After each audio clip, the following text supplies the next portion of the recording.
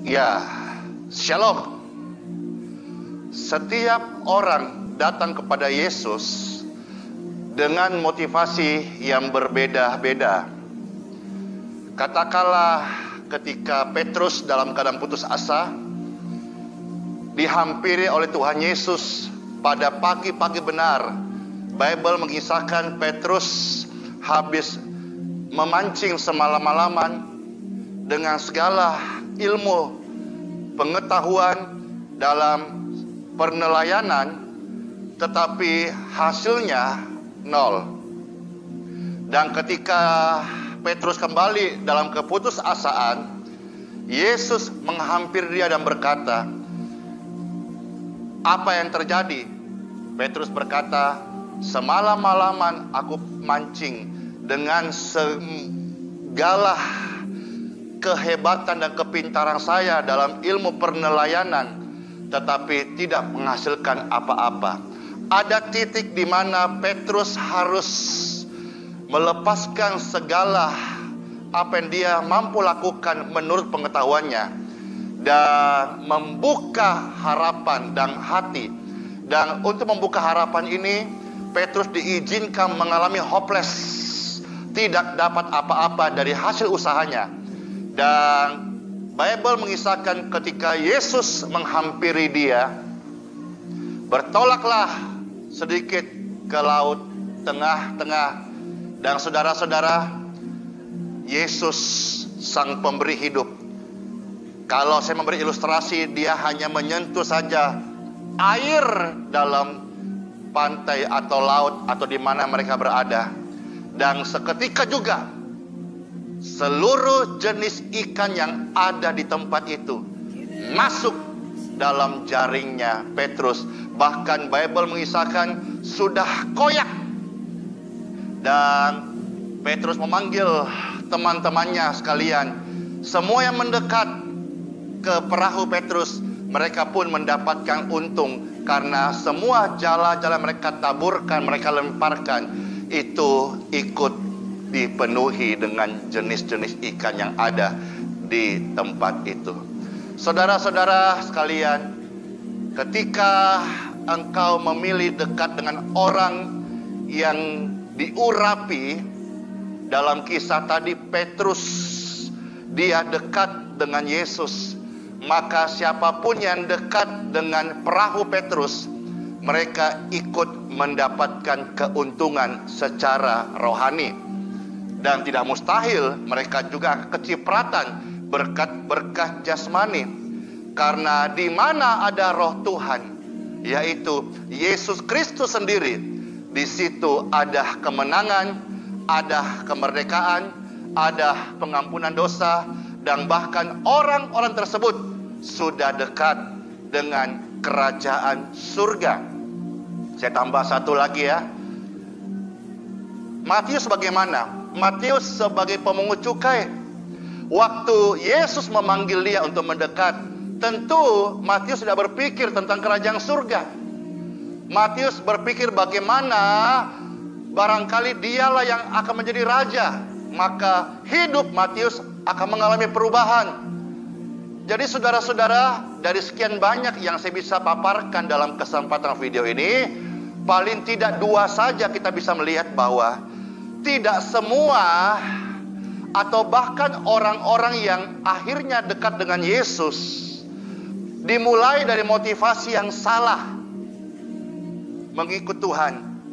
Dari motivasi yang salah itu pun, saudara-saudara, Tuhan pernah berkata, Lukas 16 ayat 9, ikatlah persahabatan dengan uang.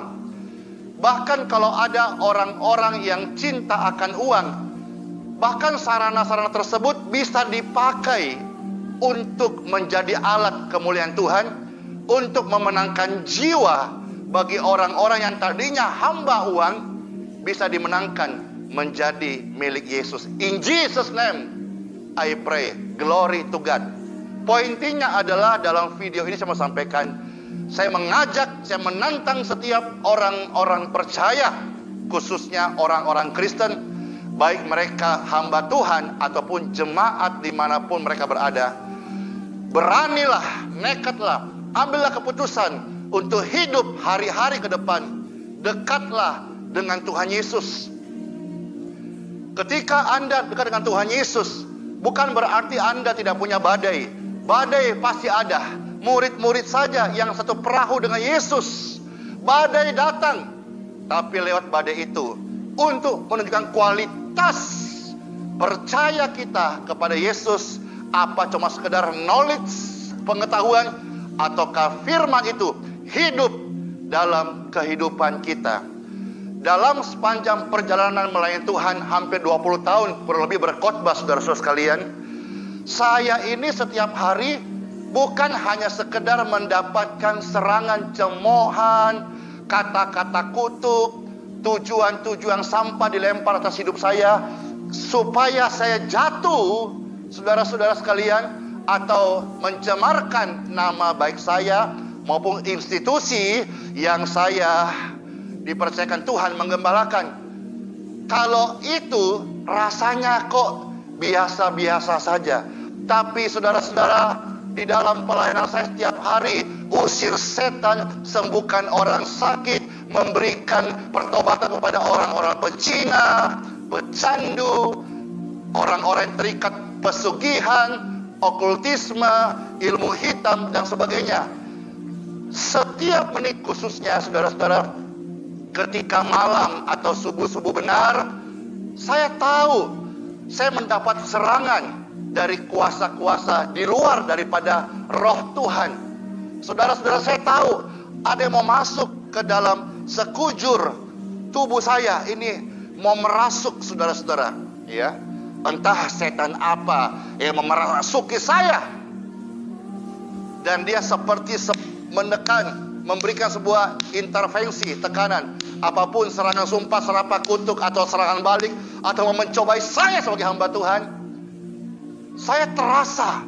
Jadi peperangan saya hari-hari ini dan juga peperangan Anda bukan hanya sekedar hadapi orang-orang menjolimi Anda, hadapi orang-orang yang jealous dengan Anda, hadapi orang-orang yang iri hati dengan Tuhan bagaimana memakai Anda.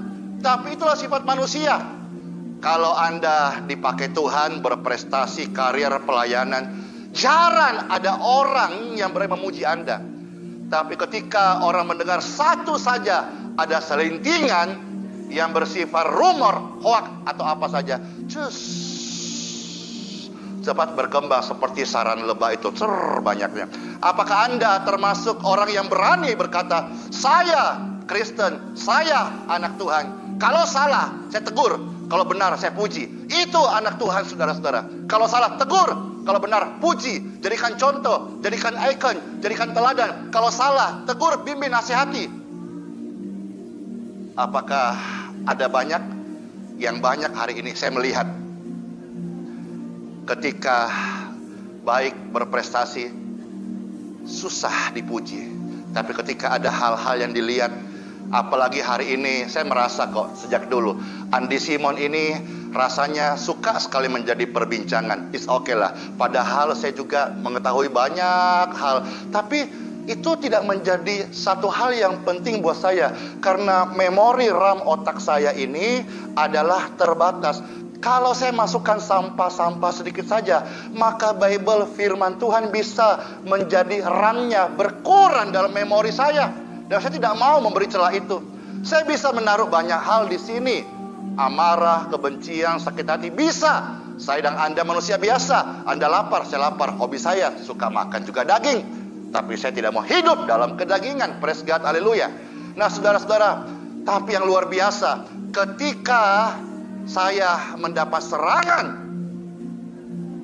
yang ajaibnya, in Jesus name, saatnya saya berdoa. Dan waktu saya berdoa, semua serangan itu pergi, putus. Pergi ini bukan berarti tidak akan datang lagi. Bible mengatakan ketika iblis, si ular tua Satan, naga itu pergi, dia mencari saat yang tepat untuk datang mencobai Yesus kembali. Kalau Yesus Tuhanku yang mulia, Theos, Elohim, Adonai, dicobai oleh Satan, Dia mencari celah. Kapan?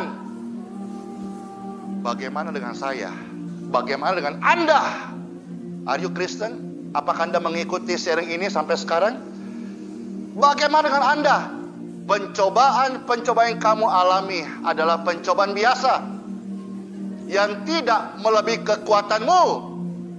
Dan Bible berkata 1 Korintus 10:13, waktu engkau dicobai, Tuhan setia dan adil akan memberikan engkau jalan keluar saat Anda dicobai. Dicobai dan berdoa. Saya tutup renungkan ini. Bagaimana kalau are you Kristen dan Anda tidak pernah berdoa? Berapa banyak dan setan apa yang sudah merasuki hati, otak, jiwa, dan pikiran Anda? Bagaimana Roma 8 ayat 14 bisa berkata, engkau anak Tuhan dipimpin oleh roh Tuhan, kalau engkau tidak punya persekutuan dalam Tuhan. Hari-hari ini saya melayani orang gila, orang depresi, orang yang hidup dalam perzinahan, orang yang hidup dalam kegelapan, ilmu hitam, pesugihan. Saudara-saudara, gereja hadir bukan sebagai hakim, gereja hadir sebagai jawaban. Untuk itulah gereja yang Yesus berikan kepada Petrus, di atas batu karang ini kamu akan meninggikan namaku. Artinya, biarlah segala bangsa, setiap jiwa yang berdosa, setiap orang yang pernah gagal, termasuk saya, orang yang gagal, ketika datang kepada Yesus, mereka mendapatkan jawabannya. Let's pray. Kalau Anda sakit, Anda ada masalah di tubuhmu, angkat dua tanganmu sekarang. Sudah? Saya impartasikan kesembuhan dan kuasa Tuhan.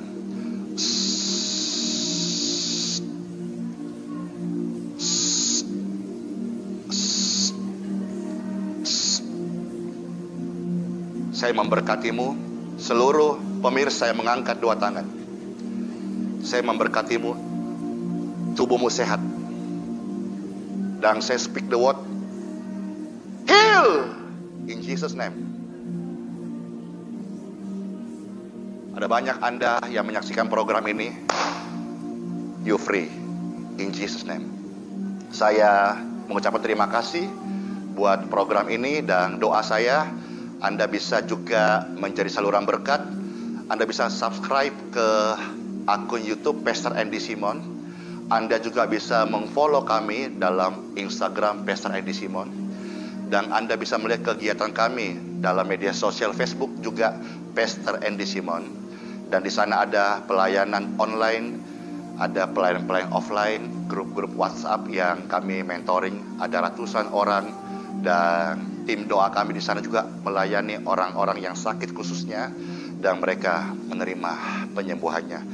Anda bisa membagikan video ini, dan saya berdoa setiap mata, setiap orang yang mendengar video ini, doa kesembuhan ini terjadi dan berlaku, tidak ada expire-nya. Selama saya berkata, Anda mendengar suara saya, Anda memiliki iman dan percaya, Anda disembuhkan. In Jesus name, sola fide, Tuhan Yesus Kristus memberkati. Amin.